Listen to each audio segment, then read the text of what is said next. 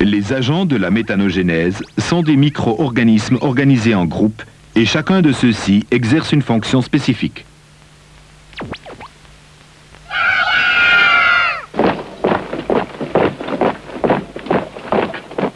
Pour commencer, le groupe des bactéries appelé hydrolytiques désagrège la matière organique complexe en fractions beaucoup plus petites.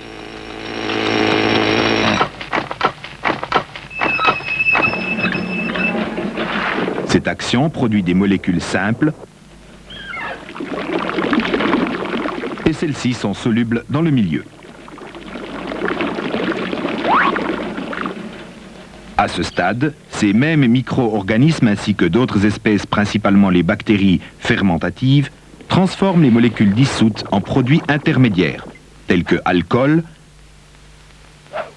acides organiques de plus bas poids moléculaire et acides gras volatiles, qui comprennent l'acide acétique ainsi que l'hydrogène et l'anhydride carbonique. Ensuite, un autre groupe de bactéries appelé acétogènes commence son œuvre. Celle-ci transforme les alcools et les acides en acide acétique, en hydrogène moléculaire et en anhydride carbonique qui s'ajoutent à ceux déjà produits. À ce point entrent en action deux groupes distincts de micro-organismes responsables de la formation du méthane. Les micro-organismes méthanigènes acétoclastiques qui transforment l'acide acétique en méthane et en anhydride carbonique.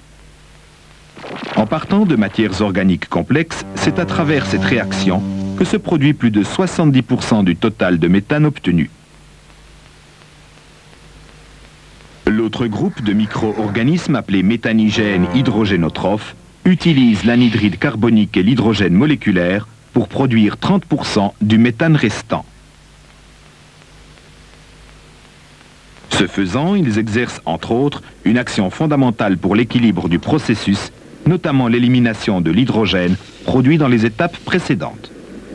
Toute accumulation éventuelle d'hydrogène pourrait bloquer l'acétogénèse et causer une accumulation excessive d'acides gras volatiles dans le milieu. Lorsque ceci se produit, on observe souvent une augmentation de l'acidité du milieu, ce qui contribue à arrêter le processus. Parmi les diverses espèces microbiennes présentes, on trouve aussi celles qui sont appelées sulfato-réductrices. En effet, pour autant que le matériau de départ contienne une petite quantité de sulfate, ces bactéries utilisent une petite partie de l'hydrogène moléculaire disponible pour réduire ce sulfate en hydrogène sulfuré. Finalement, on obtient donc un mélange gazeux contenant principalement du méthane et de l'anhydride carbonique avec une petite quantité d'hydrogène sulfuré. C'est ce mélange que l'on appelle biogaz.